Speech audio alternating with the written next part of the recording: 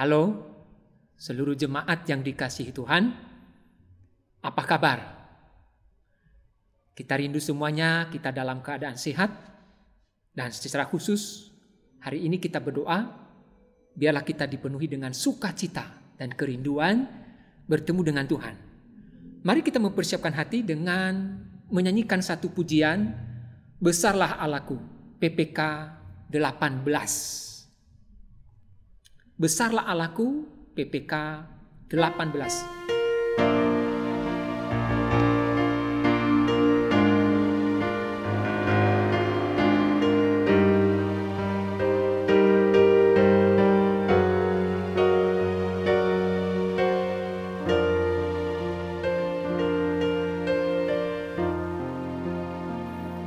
Bila kulihat bintang gemerlapan dan bunyi guru riuh ku dengar, ya Tuhanku, tak putus aku heran melihat ciptaanmu yang besar.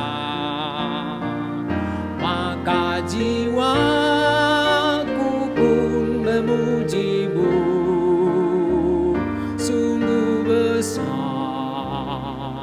Kau Allahku. Maka jiwaku pun memujimu, sungguh besar Kau Allahku.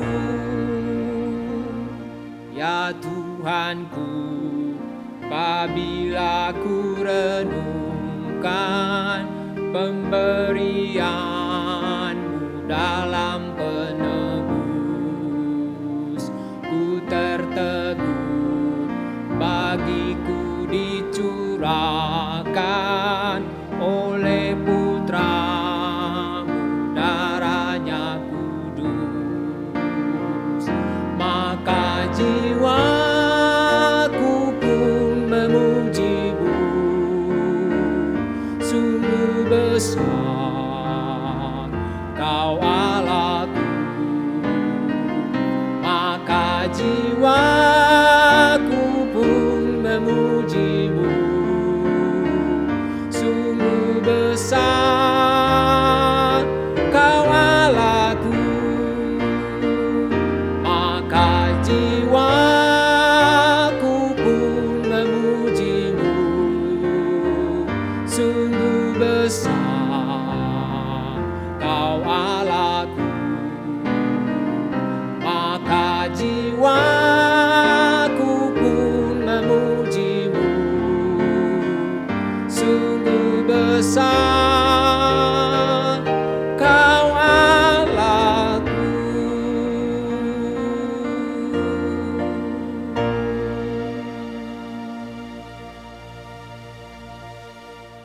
Bapak Ibu, ini satu lagu atau pujian yang sangat luar biasa.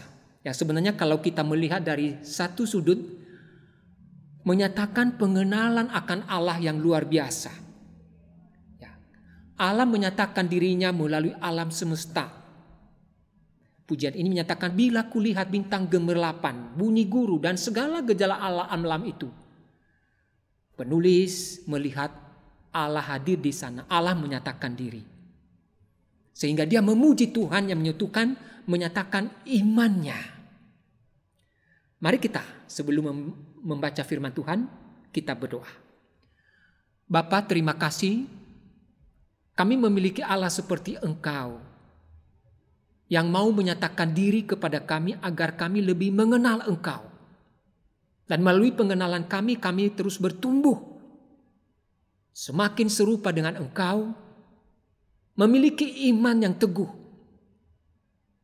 Tuhan, sebentar lagi kami membaca firman.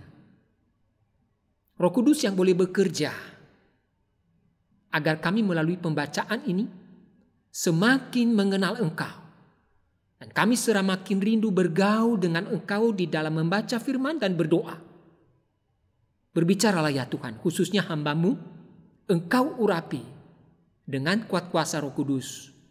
Dalam nama Yesus kami menyerahkan doa hari ini. Amin. Bapak Ibu, kita mendasari persekutuan doa pada hari ini dari satu bagian firman Tuhan yang saya ambil, Filipi pasal 3 ayat 10. Mungkin kita sudah hafal ya, Filipi pasal 3 ayat 10. Mari kita baca. Saya bacakan buat kita secara pelan-pelan demikian. Filipi pasal 3 ayat 10. Yang ku kehendaki ialah mengenal Dia dan kuasa kebangkitannya dan persekutuan dalam penderitaannya, di mana aku menjadi serupa dengan Dia dalam kematiannya. Yang ku kehendaki ialah mengenal Dia, kuasa kebangkitannya, persekutuan dalam penderitaannya, di mana aku menjadi serupa dengan Dia dalam kematiannya. Bapak Ibu dan Saudara yang dikasihi Tuhan, seorang penulis, seorang hamba Tuhan, seorang juga konselor, di dalam pengalamannya sepanjang sekian tahun melayani, merasa prihatin ketika dia menyadari bahwa dia banyak menemukan orang-orang Kristen yang begitu miskin. Ya, dia banyak menemukan orang-orang Kristen begitu miskin dalam pengenalan, apalagi bergaul dengan Allah. Khususnya terlihat di dalam apa yang mereka imani. Bapak Ibu, bahkan mereka yang sudah berteologia, dalam tanda kutip hamba Tuhan, yang memiliki gelar pendeta, penginjil, atau S1, S2, S3. Mungkin mereka banyak mengetahui Alkitab dan menjelaskan dengan gamblang. Mungkin sebagian besar isi Alkitab. Tetapi ternyata menghidupi imannya tanpa dasar pengenalan pribadi. Tanpa dasar pengenalan pribadi dan pergaulan yang dekat dengan Allah. Maksudnya Bapak Ibu, mereka telah menghidupi imannya dengan segala manifestasi tingkah laku rohani atau religiolitas dan penghayatannya atau spiritualitas well-being, tanpa betul-betul memahami mengapa mereka bertingkah laku rohani demikian. Tanpa mereka memahami kenapa mereka punya penghayatan yang demikian. Hanya merupakan aktivitas dan rutinitas hari demi hari. Atau belum pernah mereka bertanya, kegiatan rohani itu, apakah itu pelayanan, ibadah, berkenandah kepada Tuhan atau tidak. Karena bisa saja orang Kristen yang melayani termasuk hamba Tuhan beribadah hanya karena mereka ingin. Nah itu bukan memperkenankan Tuhan. Akibatnya Bapak Ibu, kita melihat nanti ada begitu banyak kemajuan religionitas dan spiritual well-being terjadi begitu spektakuler.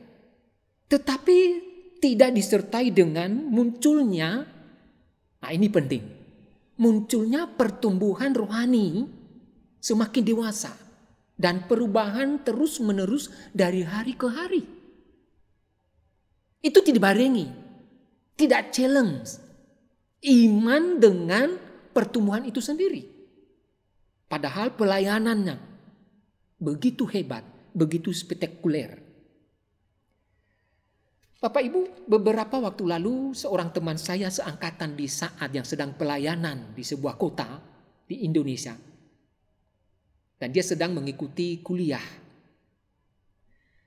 Dia mengirim satu WA yang menyatakan area-area yang sangat rawan terhadap hamba Tuhan zaman kini. Area-area di mana hamba Tuhan sangat rawan jatuh pada zaman kini. Apa itu? Keintiman kepada bukan pasangan. Atau bisa saja beda jenis. Atau kritikan hanya bisa didaftarkan tanpa diperhatikan dan merubah kehidupan. Atau kesombongan rohani yang sebenarnya sudah di split sedemikian rupa. Sehingga orang tidak melihat. Tetapi kenyataannya ada kesombongan.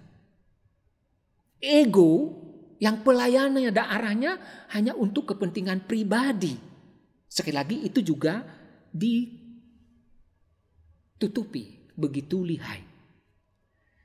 Bapak Ibu, kesenjangan antara iman dan apa yang dialami, dirasakan, dan dihayati melalui simbol-simbol iman itu, barangkali itu merupakan salah satu masalah yang sangat pelik dan krusial dalam kehidupan orang Kristen, termasuk hamba-hamba Tuhan pada zaman kini.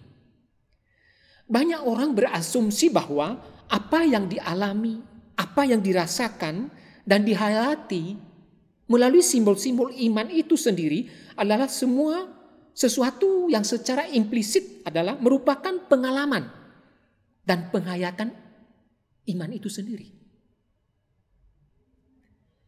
Mereka lupa bahwa atau betul-betul tidak tahu bahwa pengalaman, perasaan, dan penghayatan simbol-simbol iman itu merupakan hal yang biasa.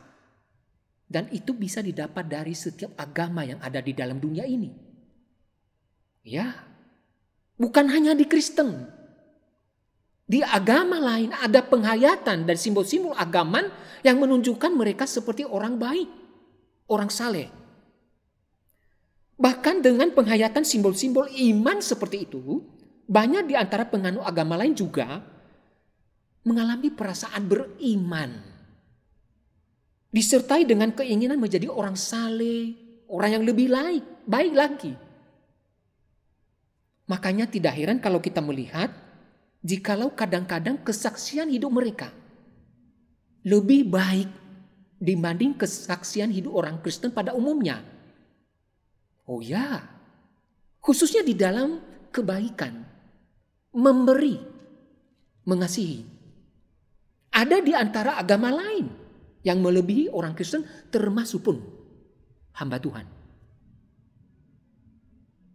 Contoh misalnya pemimpin agama Hindu yang terkenal itu, setelah orang Inggris menjadi batu sandungan dalam kehidupannya, dia tidak menjadi orang Kristen. Mahatma Gandhi. Banyak orang yang kalah dengan kehidupan, kalau boleh dikatakan, kerohaniannya, kesalehannya. Begitu sabar. Begitu dia mengasihi orang lain.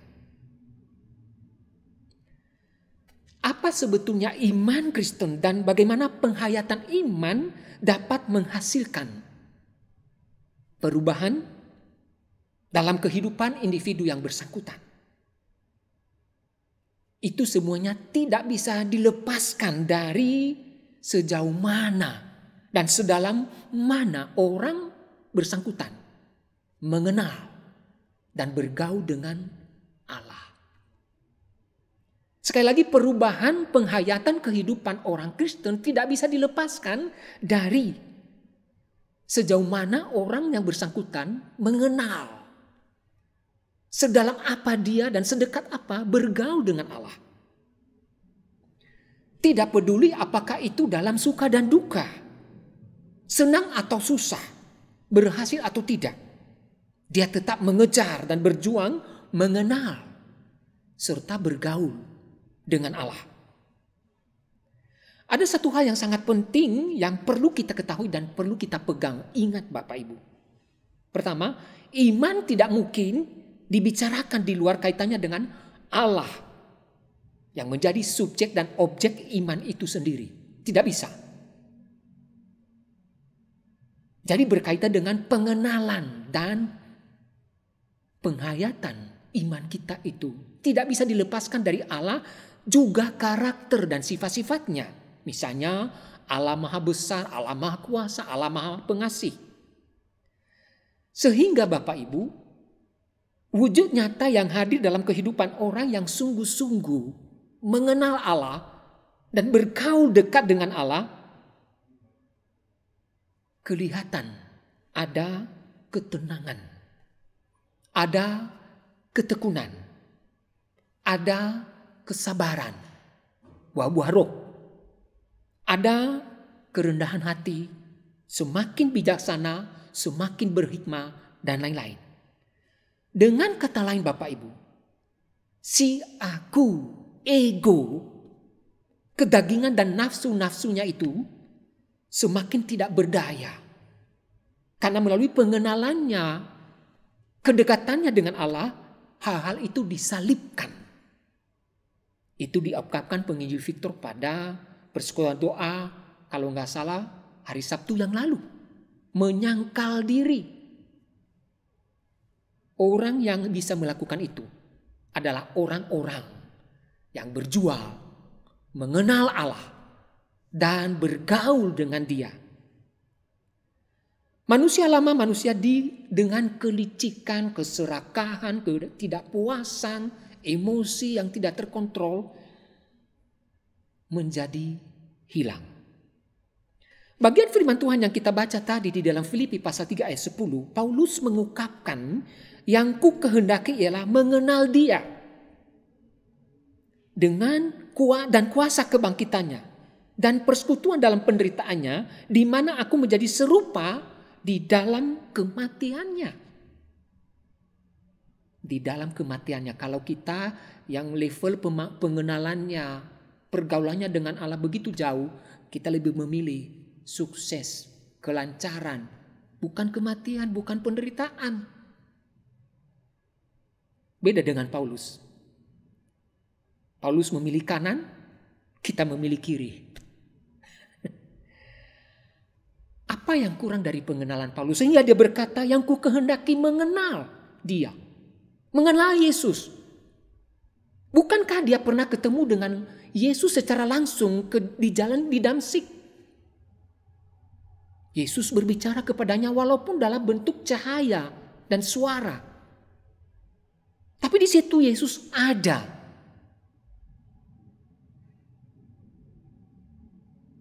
Bagaimana dengan pelayanannya? Jelas, spektakuler. Di mana-mana dia mendirikan gereja. Di Roma, di Korintus, Filipi, Efesus, dan lain-lain. Menghidupkan orang mati. Itu mukjizat yang dia lakukan. Tidak terkecuali berbagai penyakit bisa disembuhkan. Bahkan sapu tangannya itu kalau diletakkan di atas orang sakit sembuh. Itu terjadi. Yang membuktikan jelas Paulus berkata itu bukan kekuatannya. Tapi Roh Kudus Allah hadir di sana. Bersama dia, menyertai dia. Memberkati pelayanannya. Allah hadir di sana. Membuktikan bagaimana kedekatan Paulus dengan Allah itu sendiri. Dan perhatikan ketika dia di dalam penjara. Apakah dia tertarik untuk mengeluh? Jelas tidak. Di dalam surat-surat yang dia tulis, tidak ada kata mengeluh. Apalagi menyalahkan Allah Bapak Ibu. Yang biasanya orang Kristen pada zaman sekarang. Banyak hamba Tuhan zaman sekarang mengklaim, Tuhan berbicara kepadaku. Tuhan melakukan mukjizat melalui aku. Tetapi penghayatan imannya, kehidupannya sehari-hari, omong kosong. Tidak menunjukkan pengenalan yang dalam, kedekatan dengan Tuhan yang benar. Di dalam penjara Paulus tidak mengeluh dan menyalahkan Allah. Justru dia berkata kepada orang Filipi, bersukacitalah. Sekali lagi kukatakan, bersukacitalah. Oh ya, Paulus bukan hanya dengan mulutnya mengatakan bersukacita atau asbun. Tapi diikuti oleh hatinya. Sehingga dia boleh berkata bersukacitalah kepada orang Filipi. Bukti yang lain. tembok penjara yang dingin dan pengap. Tidak membelenggu dia untuk berhenti pelayanan, tidak. Tetapi dia tetap melayani Tuhan dengan semangat dan sukacita melalui apa? Menulis surat kepada jemaat-jemaat yang telah dia layani selama ini. Menulis surat ke penggembalaan kepada anak-anak muridnya. Oh ya, tadi adalah bagian firman Tuhan yang lain kalau pernah kita ingat. Dia menyuruh seseorang untuk mengambil perkamen. Apa itu perkamen? Gulungan kitab sebelum dikanonisasi. Artinya apa? Di tengah banyak waktu di dalam penjara, Paulus rindu baca firman Tuhan. Untuk apa? Lebih mengenal Tuhan. Lebih memahami Tuhan yang sudah dia layani. Makanya dia berkata, yang ku kehendaki mengenal dia. Mengenal kematiannya, penderitaannya, kuasa kebangkitannya. Bapak Ibu, itulah level pengenalan dan bergaulnya Paulus dengan Tuhan. Sehingga dia bertumbuh dan mengalami perubahan dari hari ke hari. Sehingga waktu dia berdoa untuk memohon, duri di dalam dagingnya dan Tuhan tolak. Dia tidak marah dan dia tidak berhenti pelayanan. Beda dengan orang Kristen sekarang ngambek. Dia lebih mengenal Tuhan itu Allah yang setia, Allah yang tidak berubah. Dia tetap layani sampai akhir hidup. Hanya kematian yang menghentikannya melayani Tuhan. Ya. Contoh lain Bapak Ibu. Daniel dan teman-teman. Di tengah ancaman dibunuh, dibakar. Kalau mereka tidak menuruti perintah raja. Misalnya untuk menyembah patung. Dengan tenang. Dengan iman dan penghayatan. Pengenalan dan bergaul dengan Allah. Mereka menjawab raja. Kalaupun Allah tidak datang menyelamatkan kami. Raja ketahui. Kami sekali-sekali tidak akan menyembah patung. Wow, itu dia. Iman mereka terwujud di dalam ketenangan dan keyakinan. Sehingga mereka berani menghadapi kematian. Dan mereka hanya taat kepada Tuhan. Itulah sebabnya Daniel dilarang dengan ancaman dibunuh. Kalau dia berdoa, justru dia berdoa dia melalui jendela di atas rumahnya. Supaya kelihatan orang. Artinya dia tidak takut. Dia memiliki iman. Dia mengenal Allah itu melalui dia bergaul dan dekat dengan Tuhan. Sehingga dia tahu Allah itu setia dan tak pernah meninggalkan dia. Amin. Ya. Bapak, Ibu dan Saudara yang dikasihi Tuhan, bagaimana dengan pengenalan kita akan Allah? Bagi Bapak Ibu yang punya suami, istri, pasangan Anda kenal, dia baik, jujur, tulus, dan berani mengatakan tidak terhadap dosa. Pasti misalnya kalau suaminya berbicara dengan perempuan siapapun, cantik, seksi, pasti Bapak Ibu senang. Tenang. Kenapa? Anda sudah mengenal dia. Dia bukan orang sembarangan. Begitu juga di dalam pengenalan kita akan Allah. Dia Allah yang setia. Dia Allah yang maha kuasa. Dia Allah yang maha pengasih. Yang tak pernah meninggalkan kita. Kasihnya tidak pernah dibatasi oleh apapun. Termasuk ketika kita jatuh. Bapak Ibu, khususnya di tengah pandemi. Sejauh mana pengenalan kita dan kedekatan kita, bergaulnya kita dengan Allah. Kelihatan kalau kita mengeluh. Kita belum yakin kesetiaan Allah, kemahakasihan Allah yang tak pernah meninggalkan kita. Sehingga kita mengeluh, bahkan menyalahkan Allah. Kenapa sampai saat ini Tuhan diam, tidak bertindak apa-apa? Pandemi sudah berlanjut, berjalan hampir setahun. Itulah orang-orang yang pengenalan akan Allah, kedekatan dengan Allah begitu dangkal. Tuhan mau kita terus mengenal Dia. Salah satu cara, tidak lain dan tidak bukan, baca firman Tuhan. Ada GBAB. Tuhan menyediakan melalui gereja itu. Agar kita mengenal Dia. Berdoa terus agar kita bergaul dengan Dia. Ada kebaktian doa online Rabu, Sabtu. Apa yang kurang?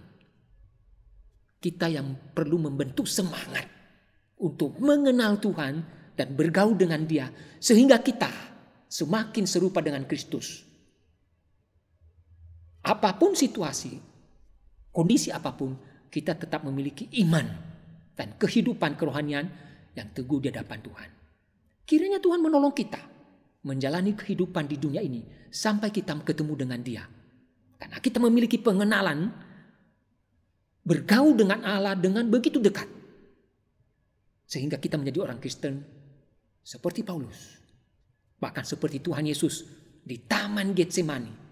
Setelah dia berdoa, "Ya Bapa, kalau cawan ini tidak lalu daripadaku, kehendak-Mu lah yang terjadi." Dan dia jalani kehidupan penyiksaan yang sebentar lagi kita rayakan dengan penuh kerelaan dan ketaatan. Amin. Mari kita berdoa. Bapa kami yang di surga, terima kasih untuk firman-Mu hari ini.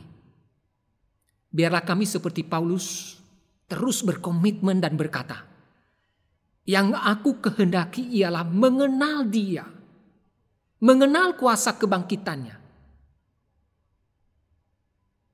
Tuhan, di dalam hidup ini kami mengikut Engkau. Kami mengabaikan pengenalan akan Engkau dan bergaul dengan Engkau di dalam doa. Apalagi kalau kami ditimpa pergumulan bertubi-tubi. Kami lebih cenderung mengenal Yesus di dalam kelancaran, di dalam kesuksesan, di dalam kasih dan menjawab doa kami. Kami tidak mau mengenal Allah yang kadang-kadang menolak dan berdiam diri. Tolong kami menjadi orang-orang dewasa. Dan berikan kami kerinduan, kemampuan untuk mengenal Engkau dan bergaul terus kepadamu Tuhan. Tidak peduli situasi apapun. Sampai kami bertemu dengan Engkau. Dalam nama Yesus kami menyerahkan doa ini. Amin. Bapak Ibu, nanti ada pokok-pokok doa. Silakan berdoa bersama keluarga. Tuhan menolong kita. Amin.